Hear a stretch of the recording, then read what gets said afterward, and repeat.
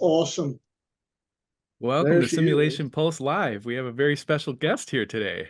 Hi. The voice of our pediatric pain scenario is standing right behind me. Yep. Say something to the people. I want my mom. What's your pain level? I want my mommy. I remember that sounds just like it. I've heard that so many times in Acadicus. That's funny. Excellent. Wow, you did a great job Will, on that. You. does she Yes. still have her tonsils? Yes, she does. Yes. Still has her tonsils in real life.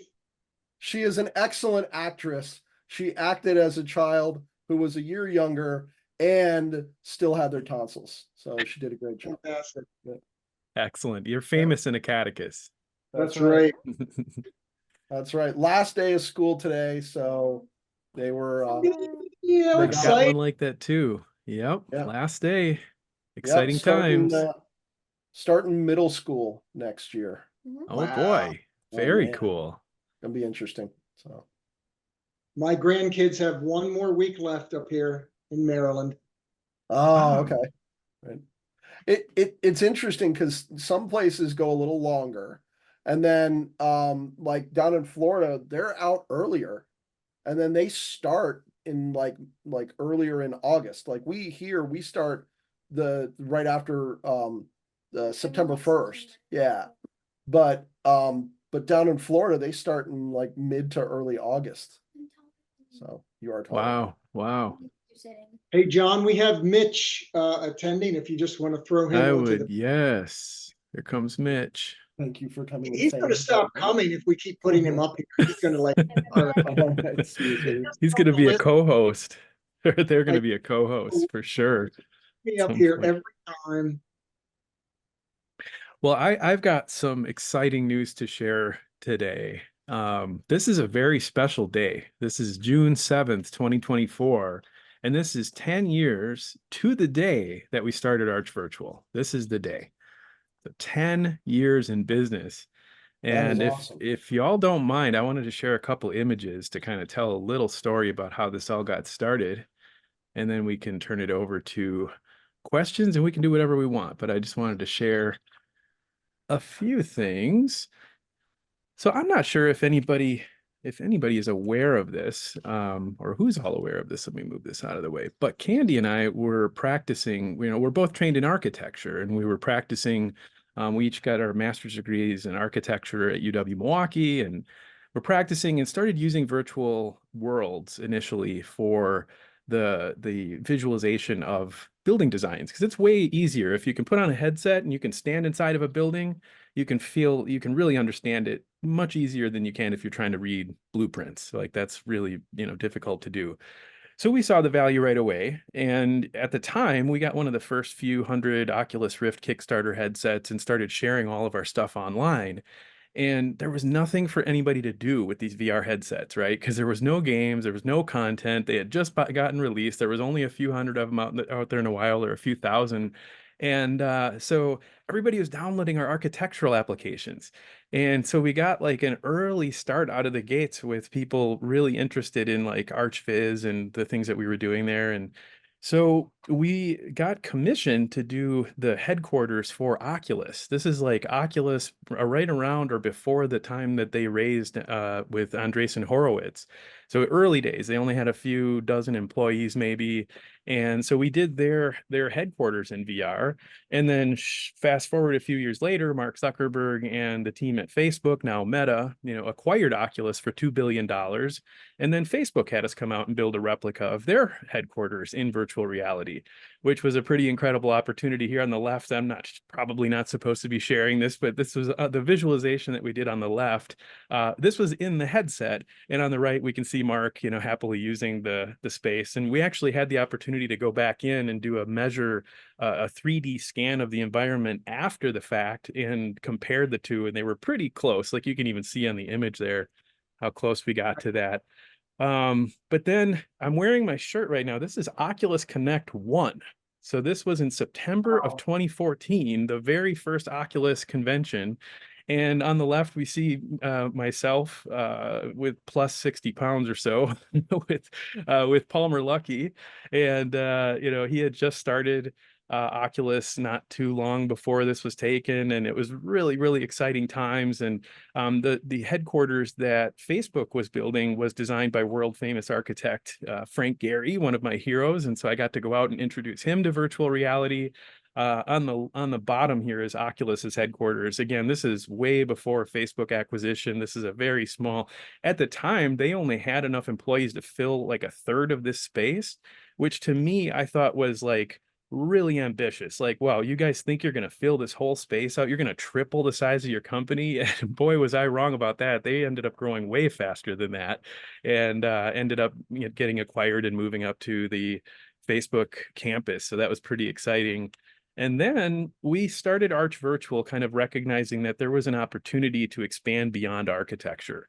And we started doing projects for ExxonMobil. We did an NBA arena. We worked with the Green Bay Packers through American Family Insurance. We did automotive games for a driving experience that was used at the International Auto Expo in Mumbai, where you could actually drive a Suzuki Swift around. And you have to keep in mind, this is DK1. So this is very low resolution. We didn't have any hand tracking, but we paired the headset movement to the steering wheel. We were using the Logitech steering system.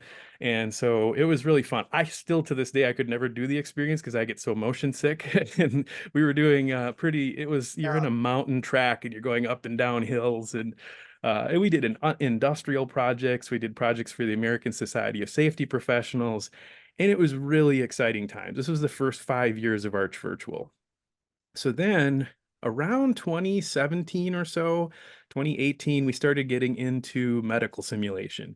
And we had a project with Adtalem Global Education to do an airway project. We've talked about this already, but we won Best in Show at IMSH. We were one of the first companies to have a VR headset there.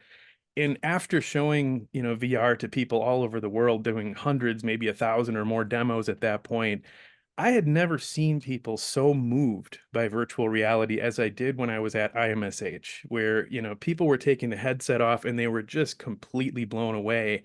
And as we got to look around the trade show floor, we saw that there was a lot of these mannequins, and really got a sense of what simulation is and how valuable the mannequin-based simulation modality really is and how powerful that is. And I got hooked. And this was, again, 2017, 2018, 5, 6, 7 years ago or so.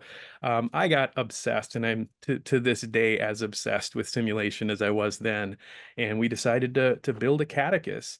And the reason why is it really one of the early genesis moments for this was when these people would take the headset off, they were like, wow, this is cool, but I want to change it. Like, can I move the patient? Can I move the oxygen? Can I take this patient to the ICU? Can I go, can I do this? And of course we couldn't, because we had built this pre-programmed application that only did airway management.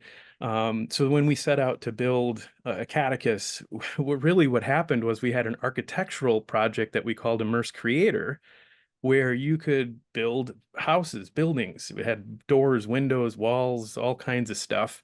And we got to talking, early on about, well, what if we just filled that with medical stuff and allow medical simulation people to create their own scenarios by moving these things around instead of architecture. And so it was Project Skunkworks Project Scalpel is what we called it. And that's eventually what became Acadicus, launching about 5 years ago, exactly 5 years ago this January. So that's just kind of a quick overview of 10 years on the virtual frontier. It's been a wild, wild ride. Super proud of all the work we've done, the team, the customers, all the amazing things that have happened. It's been a real fun ride for sure. And I'm looking forward to the next 10. Yeah, that's awesome. Fantastic.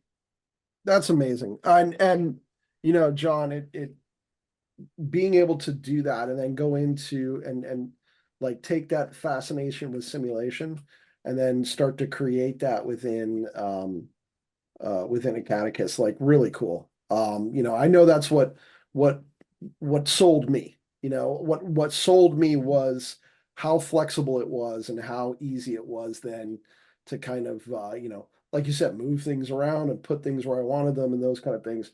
And that's really what sold me. So, and that's why, Acadicus has been our primary virtual reality platform now for 5 years. And, and that's why our partnership has been the way it has been with Madison College and Acadicus, because we love it. So. Awesome. Awesome. Yeah, it's been a great collaboration. I think we're just getting started there too. There's so much possibility. Yep, absolutely. I will say, I don't want to go on about this for too long. So just if I do, stop me, you guys, all three of you. Just, but I gotta say that in the early days, when we got our hands on that first headset, the community of innovators that were starting to work with those early headsets, it was absolutely thrilling. It was like the early days of I wasn't there obviously, but the early days of the PC when, you hear stories about like small groups of people getting together in California and Silicon Valley, and they were just, hey, what if, maybe people want a computer at home, personal computers, and, they were just tinkering and building and trying. And, of course, like Microsoft and Apple all spun out of that. But it was that early excitement that caused that to occur. And we had that with virtual reality, but I think what happened, I felt like this for quite a while, that I don't know how else to say this in a sensitive way, but like people who are profit driven got involved with the virtual reality industry early on. And this was what we needed, because we needed better hardware, right? We needed higher resolution. We needed lower, lighter weight. We needed lower cost headsets. This was going to take a lot of money to build. But I think what was lost in the hardware investment that was being made and the profit driven motive behind that, the early community also became very money driven and profit driven, and just became this like, how fast can we squeeze the maximum amount of profit from this? And I think that happened way too fast. And I think we lost a lot of the tinkering and the early innovation. And if I'm honest, I've been trying to get back to that ever since, because I think that's what is really going to drive forward. People try to figure out, they're spending billions and billions and billions of dollars trying to get this VR market to take off, and with some success in some areas. But I think what's missing is that we never had a chance to really fully flesh out like what's possible here, like what can we do with this technology, and try all kinds of new things. And now it's just sort of like, I don't know, it just feels much more corporate, I guess, and profit seeking in many ways. And then we saw the same thing happen in simulation. It's like we got involved early, and there were all these companies, amazing companies, that were doing such cool things. But then investment capital came in that has certain expectations on returns, and it became very rigid and very and it made it very difficult for independent developers to compete. And it became, just sort of like there's only a few companies now, because the newer sort of entries to the market, I feel like, were crowded out by the amount of money that was spent on these, really well-funded competitors, I would say.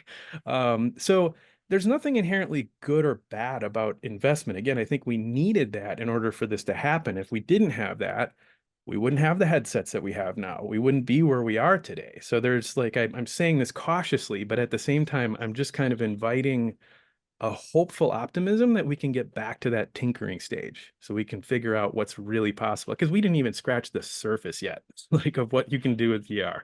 We haven't even scratched the surface. So that's it. I'm done. No, but I think you're right though, because one of the things that I appreciate about Acadicus is my ability to tinker in there, and that I can futz around with things and do different things. And because I've looked at tons of different softwares, and I remember when Arch Virtual pitched when we first started OpenRN, because I was part of that committee when we were first getting going. And I remember we had 2 rounds of pitches from 8 different companies. And at the time, everything was pre-programmed, set up the way, like, yeah, everything is set and done. And we walked away from those and we were like, okay, so none of these vendors are going to give us what we want. And we were like, so we had to wait a year, because in 2018 was when we had our first pitches from literally 8 different VR companies. And then I remember when Kim's like, oh, by the way, we have a company now. And I'm like, wait, what? And then it was Acadicus, and I'm like, hey, did we ever hear from them? And she's like, Well, sort of. And so, and I appreciate the fact that Arch Virtual walked away from that when we were like, yeah, that's not what we want, and came back and said, okay, this is what you want. We'll go there. And I appreciate that so, so much, because I look at what we can do now and I just keep thinking, like, God, when we first started with the Acadicus, I remember the first scenarios we had, and I think there was like 4 things you could do in a Acadicus. Like there wasn't much. It was like you can listen to like 1 heart sound, you can listen to like 2 lung sounds, and that was about it. Like there wasn't much else to be done in there. Nothing. Yep. Yep. We Every, I didn't have mean, interactive objects. We didn't have anything interactive for the first 18 months out of the gates. It was purely static patients in a static environment. yeah. And now I think about what we can do in there and the things that you can, I mean, and the, because that's really only been, I only say 3 years because I say that the pandemic kind of erased 2 years out of our lives. Yeah, I would agree. Because when everything just shut down and went away, we're all like, oh my God, how does life continue for this period of time? But so, I mean, really within the past, because I know I started with working with Acadicus in 2019, in that beginning of the Open RN project, and really it was 2021 that when we really started getting moving then. And just in that time period of those 3 years, the amount of things have changed and grown. And because there was a lot of people who kept saying, we can't do this, it's not going to work, it's not going to work. And my words to them now are neener, because we are doing it and we are making it work and we're proving the concept. And so I am extremely proud of Acadicus, and to be a partner of, our school being a partner with you guys in the Open RM project and all that work that we did and how much it's grown. And I'm kind of spoiled now and to Acadicus.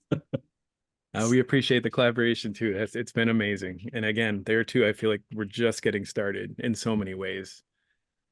Yeah, But I you know, remember. I Good, bro. remember early on when we were building stuff, John, and because originally for me, I was like, I want to see how I can use this to enhance my lectures.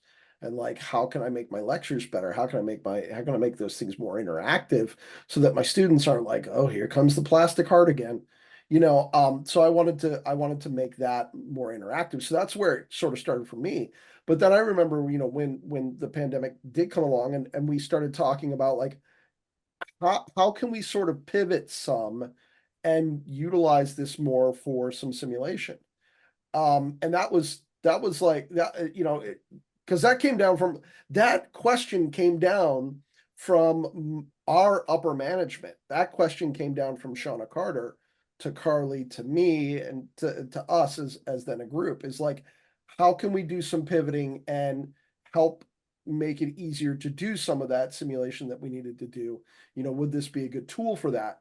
And my original answer was, gosh, I don't know. I'm not 100% sure. There's a lot of things in there, but like to be able to do, like, if I want to shock somebody, like we're talking dynamic cardiology, I have to put the pads on them, we have to shock them, and we want to see that response to the shock and those kind of things. That wasn't in there originally. And so we had to kind of build that. And it was fun to do. And we spent a whole lot of time doing it. It was a lot of fun. But that was the cool part. That was really the seller too, was, I'm very big on if a place gives good customer service, I'm in. Like that's almost the most important thing to me. I'll go to a restaurant and if the food is like, that's pretty good. But the customer service is amazing, I'm willing to go back and say, well, let's do more. So when I was first looking, and this is only early iteration of Acadicus, because now with Acadicus, you get both the customer service and the good food. But early on, it was like, I think there's so much that's going to come out of this that like, we got to stick with this. There's more that can be done here. And to see, like Mitch said, to see all of that happen over the past few years, it's been a lot of fun to see it. It's been a lot of fun to see it, a lot of fun to be involved in it. And it's one of the reasons that we've been so, we've been so willing to invest time and money with Acadicus, because we've gotten, the good customer service and the good food. And you can't get that every place. That's really hard to find, because some of the places that you'll talk to, yeah, you look like that. That's pretty good food, but maybe it's good for what I want. But the customer service stinks, or it's the other way around, and the food is really good, but the customer service is really bad. Like, you don't want either of those things. You need both of those together.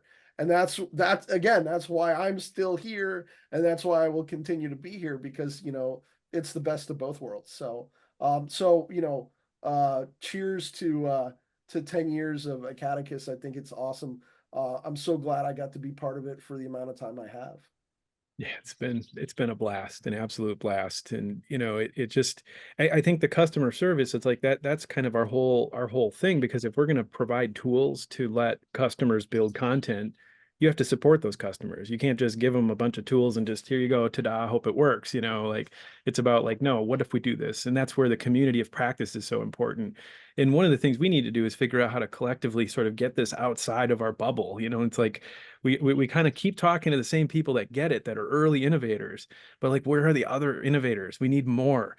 Like, if we're going to do this, this is a community. This is a grassroots organization. It should almost be, I dare say, like a nonprofit organization in a lot of ways. Like, it should be a mission-driven organization that is people working together to create what's best for themselves and for their own industry, rather than sitting back on the sidelines and looking at, like going to IMSH 5 years ago, there's a whole bunch of people that are sitting on the sidelines just looking at it and saying, how can I extract the most profit from these people? How can I use virtual reality to squeeze them for as much money as I possibly can? Like, how could I build a VR application that'll extract profit? And that was the reason why a lot of people get into this. And it's like, no, that is not what simulation is. I have way too much respect for people working in simulation and for this industry and for the people. We were paying attention. We were listening at IMSH, and we were there with the wrong kind of application. It was great at the time. It was a first attempt and it was great for what it was, but we recognized early on that they need flexibility. They need to be able to customize this, or this isn't going to work. So it was a quick pivot to say, okay, let's give the tools. But now those tools are in the hands of people. We just need people building with it. Otherwise, this isn't going to work. Like, we are not trying to extract profit. This is not a get rich quick scheme for us. It's quite the opposite. But so the temptation is always there, and it still remains there, where if I'm completely transparent, probably more transparent than I should be at this point, but we need money to build this, right? Like, it costs a lot of money to build virtual reality. And in order to offset that cost, we need customers, and maybe we need investors, right? So we've got angel investors that joined us, 7-8 years ago, but now the temptation is like, we want to build more. We want a bigger marketing strategy. We want to have a bigger booth at IMSH with the big halo thing around it. And, we want to have sales reps all over the floor like all of our competitors do. It's like, well, if you want to do those things, you have to raise money, right? And you talk to the people that want to give you the money, and they're going to have a certain set of expectations, understandably so. There's nothing wrong with that. That's what they're good at. But if we take that kind of capital, then we become very focused on their objectives and the objectives of profit, right? Again, not inherently good or bad. I'm not making a judgment call about it, but it's a big difference. And if we did that, it makes it very, very challenging for us to remain as focused on our customers as we are now. So this is a really important crossroads that we're at, and we need the community to come together to help us build this tool set. Otherwise, we have to go a different direction, which may not ultimately serve the industry as well as we hoped we could from the beginning. Well, and you raised some good points, and these are things that I deal with, doing the number of demos I do for Acadicus, is, I talk to a lot of people, and they have the interest and they have the drive, and they may even have a vision, but it's like making it fit into that business plan. And I'd be curious to hear from Bill and Mitch, right? Because you can have, all these great ideas and objectives and everything, but at the end of the day, if the organization can't financially or doesn't financially support the vision, right? To your point, John, it's not going to go anywhere. And this is one of those, kind of push pulls we have in trying to get Acadicuses into organizations, is finding that right mix. And we do want to be very careful, because I've seen organizations that have jumped too quickly and kind of didn't have the internal resources that were there to help support and kind of grow it, right? It's not going to happen, by itself in the organization, right? If you don't have a Bill, or you don't have a Mitch, or you don't have somebody, right, who's the champion, who's going to other departments and kind of helping expand the reach of it, then it can die on the vine. So there's all these kind of components that I try to think about as we look to get into organizations, that I think organizations need to think about if they're really looking to make virtual reality a part of their programs, right?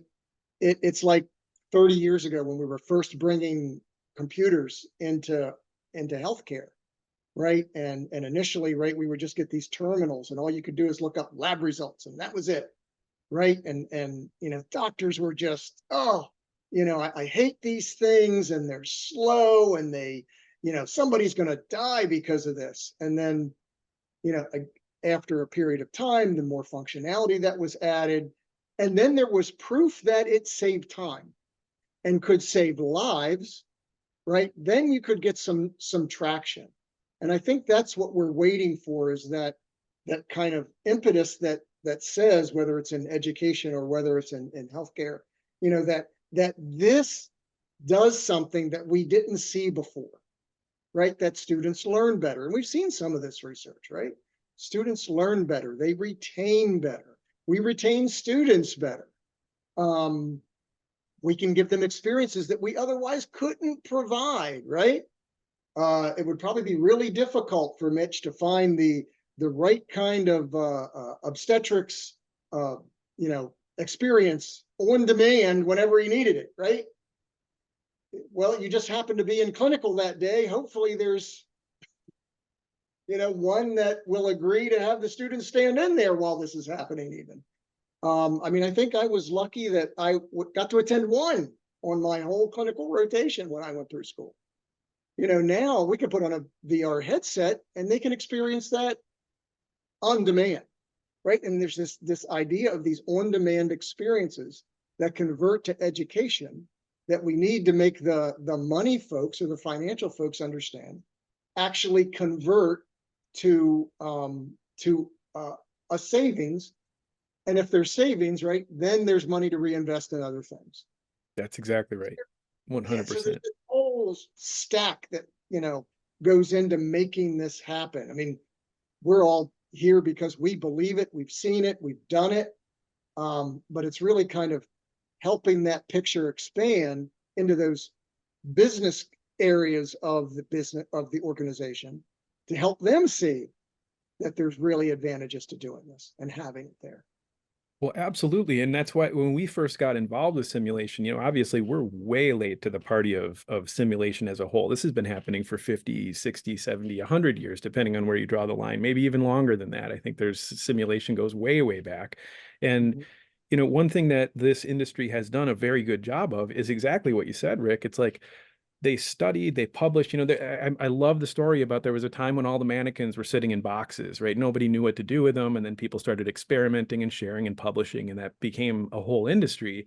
And that's why it worked, is because they took these mannequins out of the boxes and they were like, let's try this and measure the outcomes. Let's try this and measure the outcomes. Let's try, and they kept on iterating and improving.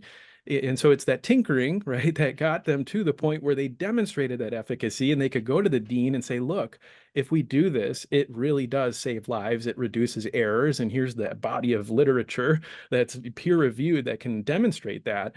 And that's why I thought it would be terribly reckless to just abandon that and reinvent the wheel and do something completely different with virtual reality. It's like, I saw it as an extension of an existing modality rather than something that could replace the incumbent industry, right? Because all that literature was there. So why would we throw that out and say, let's try to do it a whole different way where we have one person that comes up with a solution and ta-da, hopefully that works for the whole market. Let's just build on what already works, you know? So that's what I try to explain to people about Acadicus, is that it's not a new thing. This is plain vanilla simulation that's been brought into a virtual dimension so you can use the exact same best practices and modality and things that you're already been doing in your simulation lab. You don't have to reinvent the wheel. You don't have to learn anything new. If you know how to run a simulation with a mannequin, you can run a simulation in Acadicus. But to your point, you do need support. You need techs. You need sim techs, you know, that can just help you set it up and make sure that it works just like incumbent simulation mannequins do. And so absolutely. And now we need that research to further underscore that this does still work as well. And you put in some ways even better. I think critical thinking, communication skills, there's some things that VR can do way better than you can do with mannequins. And there's some things that VR will never be able to replace mannequins with. Yeah, I think that's a good point too. And going back to the mannequins in the box, right? So when I was working at St. Petersburg College, this is back in 2008, I started there. 2007, 2008, whatever. I started there. And I remember walking into one of the rooms and there were these monstrous boxes, like really, really big, huge boxes. And I went in there and I said to the program director at the time, I said, what's in those boxes? Like, those are huge. And they had dust all over them, right? So you know they'd been sitting there for a while. I'm like, what's in those boxes? And she's like, oh, that's mannequins, and we don't use them. And I'm like, well, what are we gonna do with them? Are they just gonna sit there like forever? And she's like, well, I've been looking at maybe selling them or repurposing them or whatever. And I'm like, okay. When I left Madison, when I left to come to Madison College 5 years on after starting there at St. Petersburg College, guess where they were?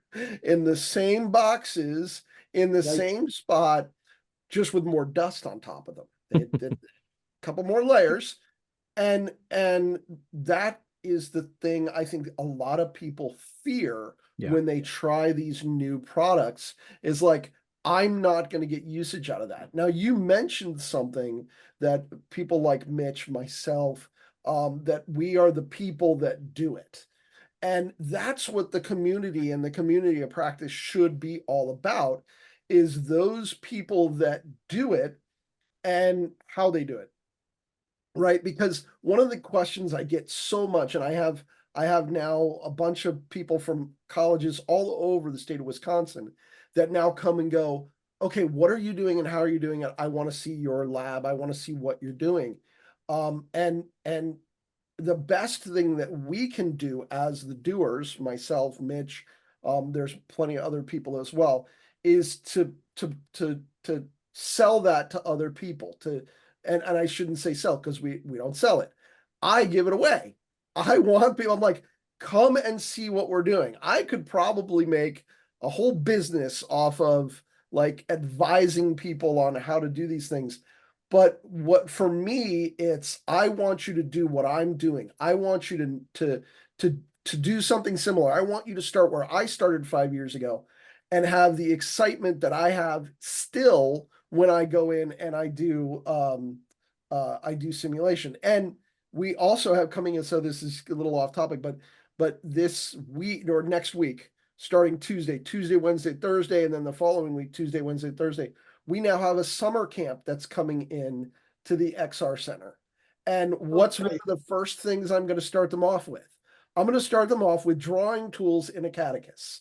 I'm going to be like, here's this meadow, here are the drawing tools, here's a flamethrower, like they're going to go in there and they're going to play with this stuff, because we've got middle school students next week. And then after that, the week after this, high school students. So it's like, how am I going to be cooler than this thing right here?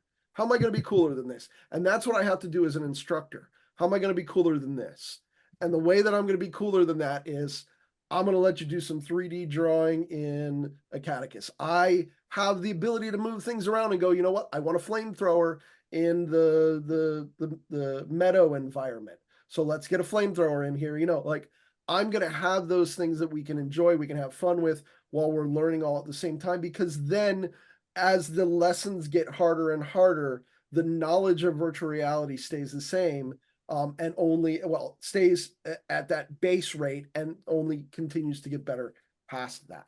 So that, I mean, Acadicus is almost always my starting point for teaching people how to use virtual reality, because it is that easy, because it is that useful.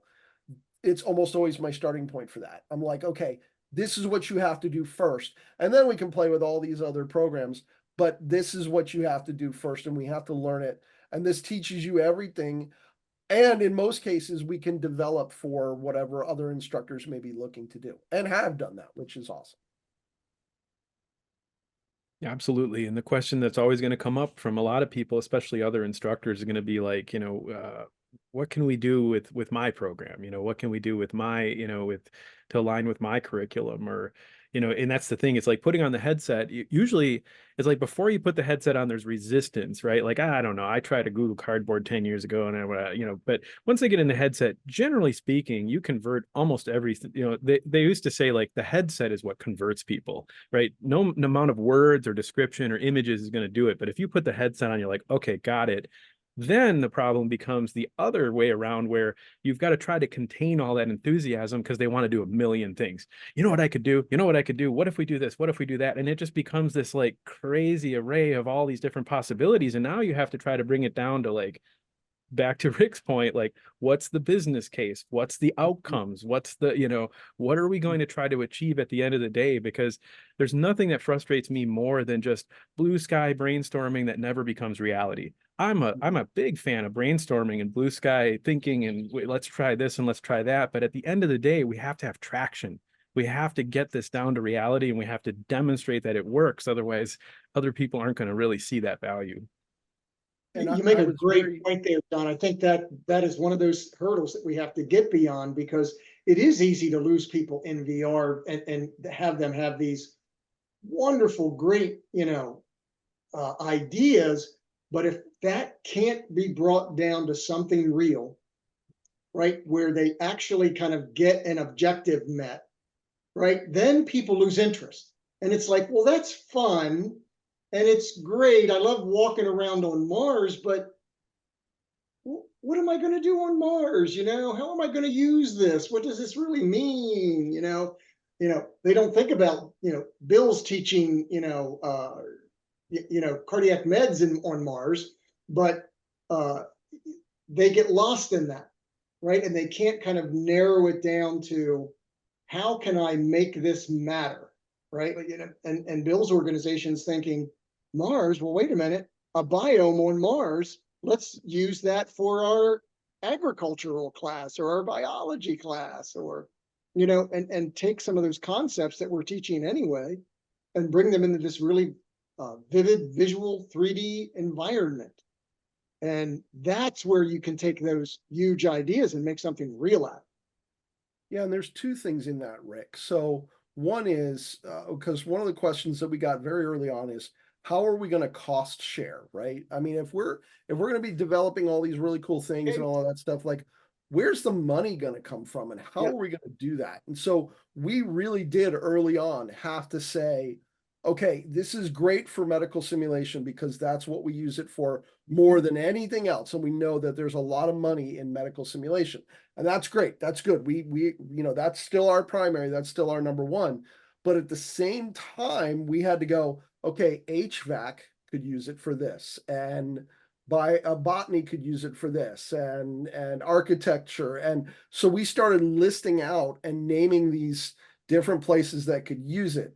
And that's how my life has become as busy as it has, because I'm working with all of these programs as well when it comes to, vet tech. Vet tech's got some really awesome stuff in there. When it comes to HVAC's got some awesome stuff in there as well. But we also did in the early days, and I remember this, and I still feel bad about this, I really do. In the early days, and it's interesting that you mentioned Mars, because Jon will remember this. In the early days, when the Mars idea came about, the original sort of idea was they were going to roll a dice, and that was going to decide what student would have what job. And then from there, they were going to kind of like work through this problem, which was how are we going to sustain life and plants and that kind of stuff. And early on, I remember saying to one of the instructors, so what exactly is the objective again? They're going to roll a dice, they're going to get their assignment, and then they're going to like talk through this problem that they have. What's virtual reality going to do for that? And I still to this day, I swear, if that instructor watches this, I swear I still do feel bad about saying that. Okay, I really do. But at the same time, that was my instructional design mind that came in and said, okay, hold on. We need to look at how this is going to be sustained. And what happened was they used it for a couple of semesters and then they didn't use it as much anymore. Now, the other thing about that is that from that grew what we're going to be doing now and what we are currently building in Acadicus for botany, which is unbelievable because that was the original idea, John. If you remember, that was Kit's original idea. She said, this is what I want to do. And I think it wasn't quite there yet. And we were just trying to kind of get them used to using virtual reality. And now today, coming very soon, I think actually in a month here, we will be doing sustaining life on Mars because there was much more focus put into objectives and how we're going to do it and why we're going to do it and all that. Now that, some people get a little afraid of that, but if you have someone that can help with some of that instructional design, that will make your life just that much easier. So bring your instructional designers in on it too. That can definitely be a big help. So. Yeah, that absolutely. The instructional designers, that's the whole opportunity, right? Is like, what are your outcomes? What do you want to achieve? And this is just a tool. Acadicus is just a tool. VR is just a tool. It's not the thing. It's the thing that gets you to where you want to be. It's not, so if you just go in there and just expect it to you just wait for it to do things. We see this all the time. We've talked about this plenty already, but it's not going to do anything. Like, it's just, and people go into the Acadicus Commons and they go into our demo scenarios and they're like, nothing's happening. The patient's not doing anything, it's broken, right? It's like, well, go into a mannequin sim lab right now when nobody else is in there and see if the mannequins do anything. Is anybody going to talk to you? What do you want? Yeah. It's like, yeah, we need instructional designers to come in and say, well, we've got these students and this is their curriculum and this is what they need to get certified and they need these experiences and, okay, well, great. Now we can create and build and help solve that problem. It's got to be that way in the long run. Otherwise, it's just a bunch of visionary people with visionary ideas. That's wonderful. But like, we have to be able to measure that bottom line. Otherwise, it's just not going to survive. It's not going to sustain. And I think, early on, I think it was Philip Rosedale, the founder of Linden Lab and Second Life, said that the KPI for developers in virtual reality isn't profit. It shouldn't be profit at this point. It's can you survive?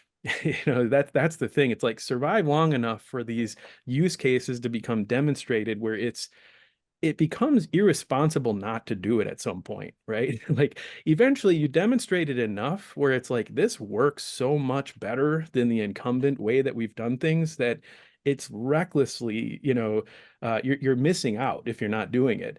But we can't get there if we don't survive. So that's the question. It's like, how do we survive that long? Do we try to generate revenue from customers? Do we take the money from investors? Do we try to how do we survive that long to get to that point? And that's, full circle. That's what we're doing. We're trying to do that. And for those rollouts, I think like Bill has suggested, right? Oftentimes it takes a team. Frequently there's a single person that's kind of the inspiration for it and is driving it. But for it to succeed and have longevity, right? You need technical and IT support. You need your instructional designers. You need to bring in other departments, right? To kind of get that critical mass. And healthcare is great, but again, the more you can make that part of the fabric of just teaching, right? It's a teaching tool. It's like saying we're going to get one computer and we're going to put it in, such and such a department, and everybody else is still using paper. somehow that has got to spread out to all the other disciplines who can then find the value in it also. Then you get that critical mass, I think, that says, hey, we need to sustain this because, there's so many people that want a piece of this pie. Absolutely. Yeah, and learn early on to like as much as you can learn some of those other components at the same time. It was a lot of fun. A couple days ago, I was talking to one of our tech services, our desktop engineering lead at the college. We happened to meet in the hallway, and we were talking about, just he had gone and seen some Lenovo stuff, and we were just talking about how cool things were and all that.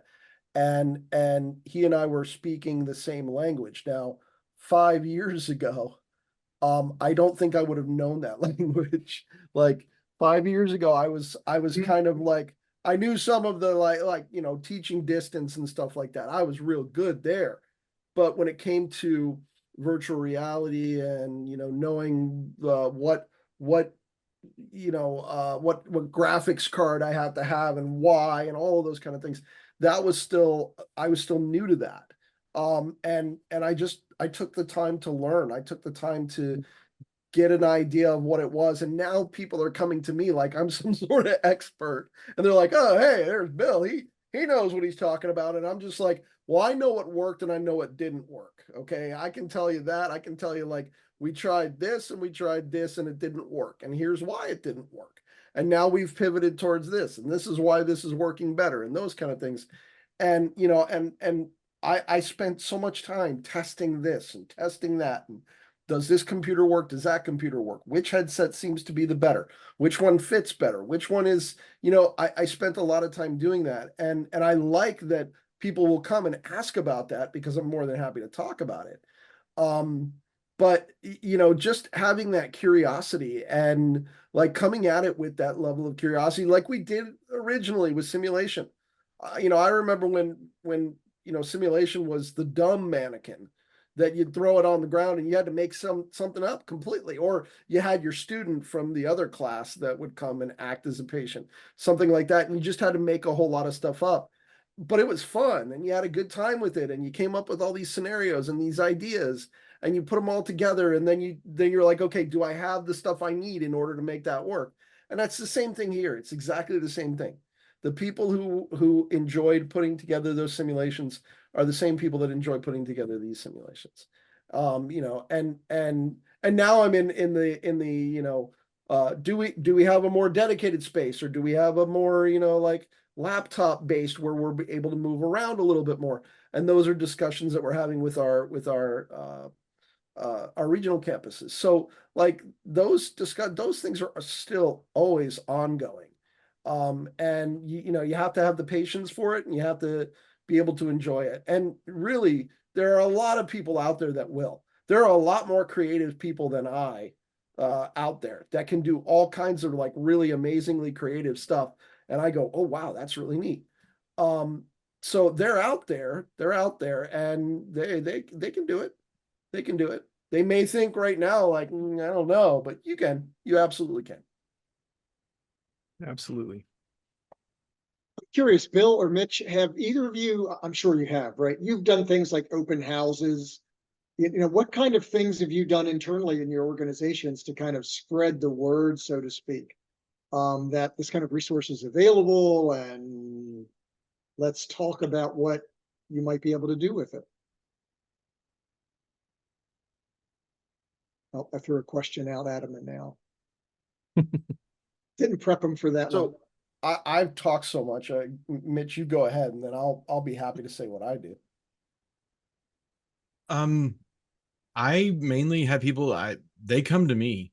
I Oh, don't have a problem with like, we've had career services come.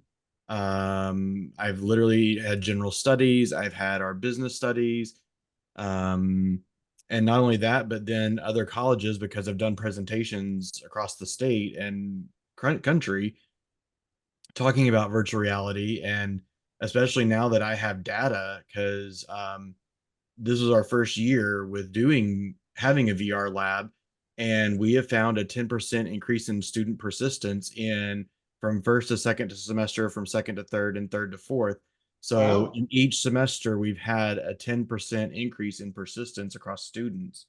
And in my other data, over 75% of our students say that doing VR helps them feel more confident in clinical and gives them more confidence to be able to speak to their patients and to use their knowledge. And so, um, and confidence is a big key in that. And so then as they go to their other classes and they talk about things with other students, that always gets to other instructors. And so I have instructors from all over. And in fact, um, our teaching and learning center is actually going to be coming to the lab, and they actually want me to show them what I'm doing, because they want to take it and then use that to send out to all the other faculty on our campus.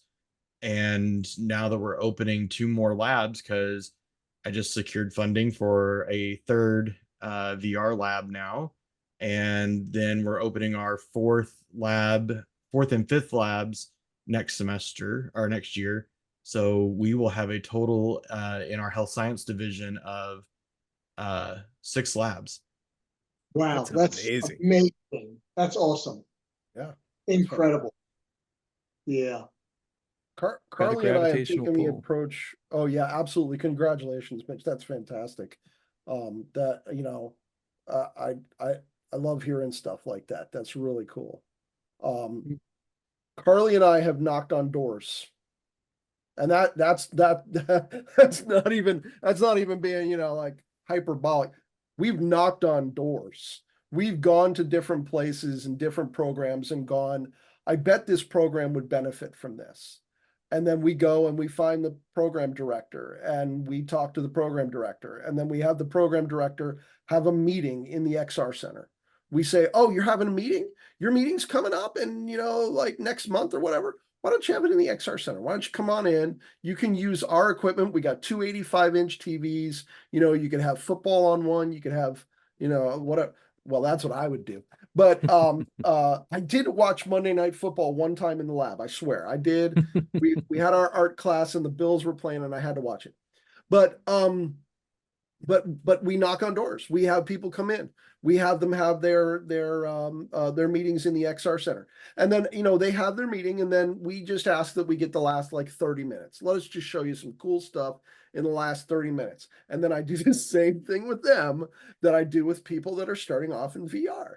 I put them in a field with 3D drawing tools and fire and cool stuff around them, and I let them play with it, unless I know for a fact. Like when vet tech came in, I put them in a field with a bunch of cows and anatomy and all of that kind of stuff. So when I get them in, when we knock on the door and they go, yeah, okay, well, why not? What the heck, we'll do it. Then I sort of use that little bit of, I don't want to say manipulation because that sounds bad, but there can be good manipulation too. That's what we're doing when we do simulation, is manipulation. So that's all we're doing. So that I just do a little bit of like, I wonder what they would enjoy seeing, and I make sure that they get to see something that they really enjoy. The other way is obviously there are programs that will come to us because we advertise internally and externally. So we'll have programs that'll come to us and say, hey, I wonder if we could use it for this program or that program. But I would say it's a lot of, and especially early on, it was a lot of knocking on doors and getting told no. We got told no by automotive initially. They were like, nah, we're just not interested. And okay. And Carly even said to me, this happened a few days ago actually, I guess it was a month ago. Because I was upset. I had given a presentation, and because there was snow, I had to do it online. And I just felt like it went terribly.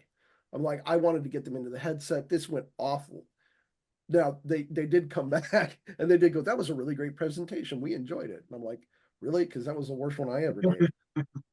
But Carly even said to me when I texted her and said, that was a terrible presentation. This is awful. She's like, don't worry. The naysayers always come back. And it's true. And they weren't necessarily naysayers, but they did come back. And we just expanded. We're using another program for what their needs are. It's for career exploration. But they came back and actually with a vengeance, because they had a grant and they were like, we want to get this and this is what we want to do and here's how many headsets we want, and we were like, whoa. We got it done. It just completed May 31st, but or what, May 30th, whatever.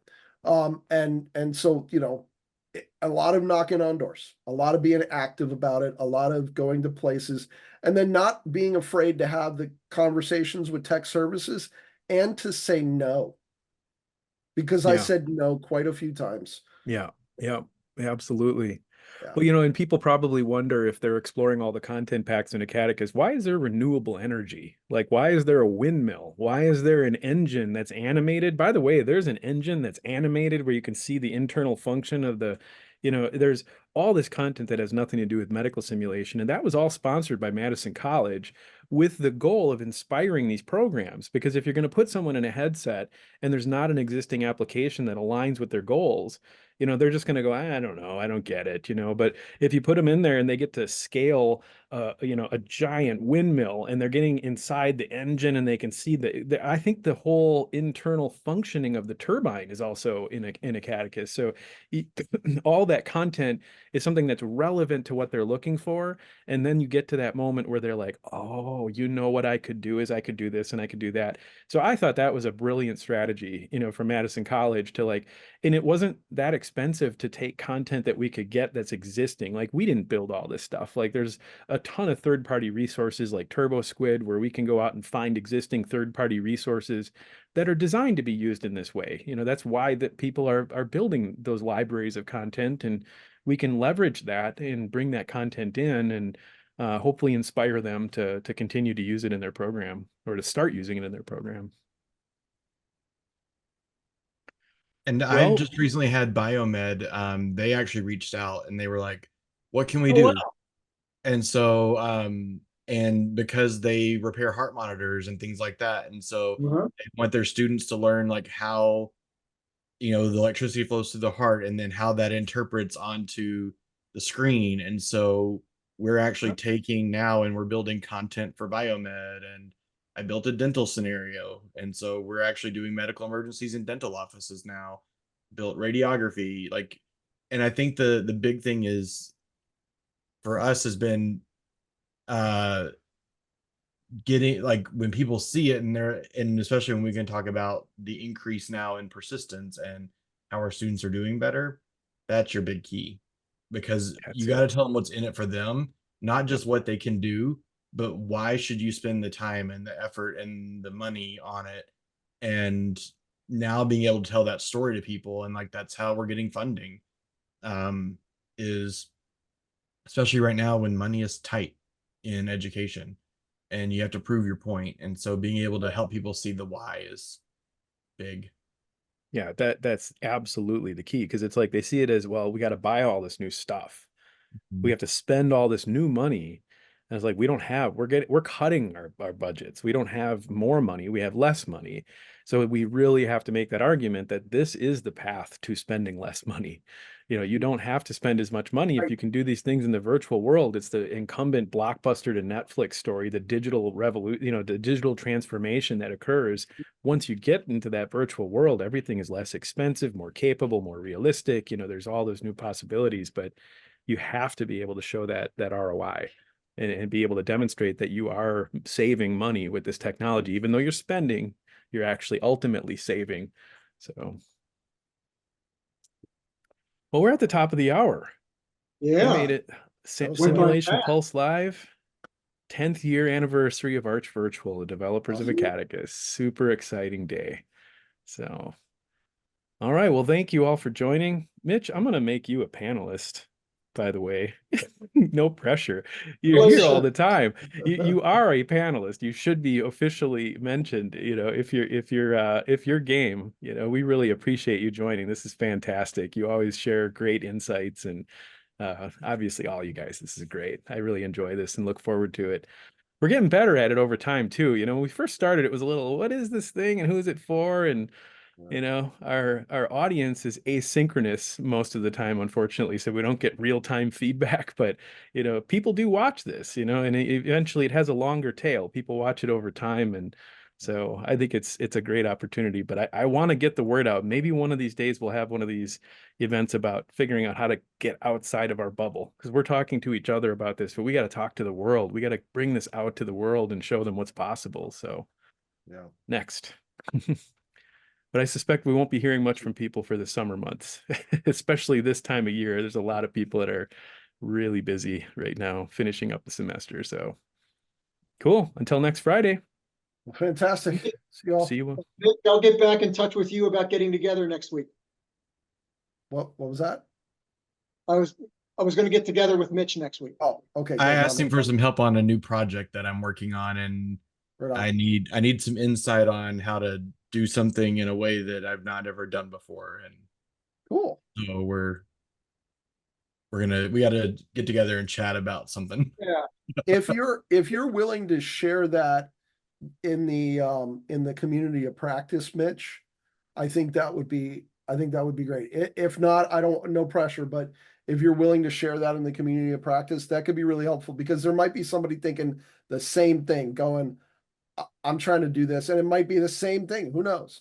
So, Yeah, once I get it figured out, yeah, but I want to be able to tell people how to do it.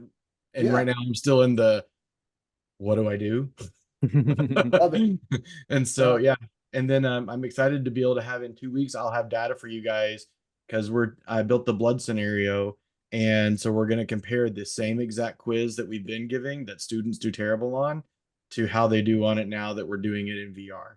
Oh boy. Awesome. So we'll actually Oh, have boy. apples to apples data about virtual reality's abilities to improve student outcomes. Fantastic. Love it. Can't wait to hear about that. And one of the things I want to start doing with this, guys, is have a little section, maybe every time we meet, where it's like the tips and tricks section, right? Yes. Yeah. You know, if Mitch and I figure this out, this thing we want to do, right? Right. We need to show that somehow, Mhm. right? Yes. And we need to take 10 minutes and go, hey, we just did this little thing that would probably be valuable for folks, right? And, you know, maybe we can even cut that little segment out and make it an educational thing. I love it. Love Yeah. Yeah, Let's and do it. definitely Now, when you're ready, bring that to the community of practice. When you're ready, Mhm. let's bring that to the community of practice, because that's a lot of where the rubber meets the road. Those are the people that are using it currently and need that sort of help. So yeah, as my friend Alan Natichu said, or my former colleague, I should say, Alan Natichu used to say, teaching out loud. So Yeah. All right, I I love gotta that. run. I have another meeting. I'm now Thank you 3 all. minutes late for. Thanks. Take See care. ya. Sounds great. Thank you all. Cheers.